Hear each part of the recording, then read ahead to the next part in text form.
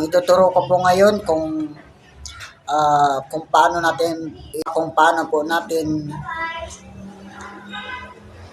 matutulungan ang ating Facebook page kung in case po ito hindi na ma-open o hindi po tayo makapag-upload o di rin tayo makapag-post. So, ito lang po ang gagawin nyo.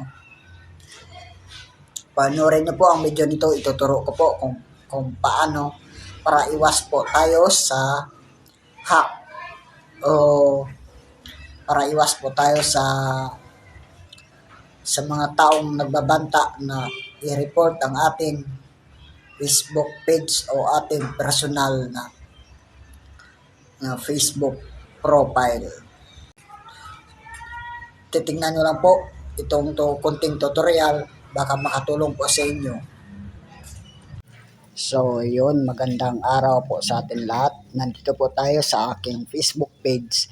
Malit man o malaki ang ating followers, importante po, safety po ito para sa atin. So, una-una po, hanapin nyo lang po ang setting privacy. Tapos ito ay pindutin. Tapos pumunta po kayo sa settings. Ayan po. Pagdating po sa settings, scroll nyo lang po pataas para hanapin nyo lang po ang page access. Ayan po. Yun. Buksan nyo lang po. Ayan. Pagdating sa page access, nakita nyo po dalawa yung nagmamanage sa aking Facebook page.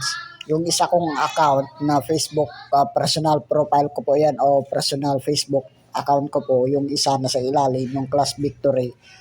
Nagmamanage din po yan sa aking Facebook page.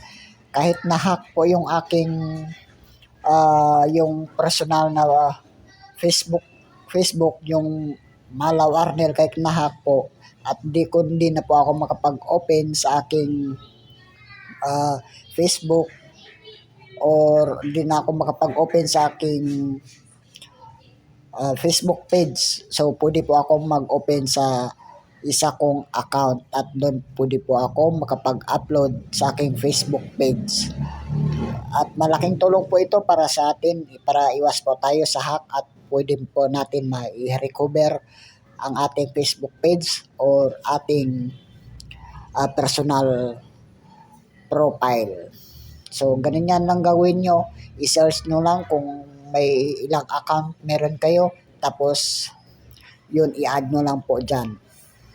Sana makatulong po ito para sa inyo na kunting tutorial para iwas po tayo sa mga trouble o sa mga hack na sa ating Facebook page. So, yun lang. Maraming salamat.